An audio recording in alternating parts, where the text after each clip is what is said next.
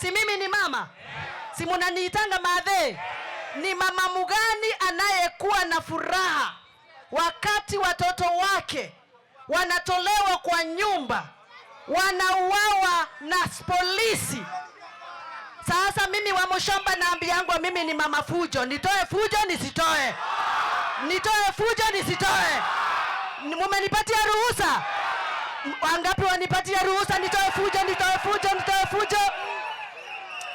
Kwa hivyo tukiwa hapa Githongori, mimi kama mama ambaye anasimamia vijana, mama ambaye amejifungua watoto, nataka kumwambia Rais William Ruto, na anisikie vizuri, William Ruto, hatutakuruhusu tena na polisi wako waue watoto wetu tena. Wangapi wamesema koma? Akome! Akome!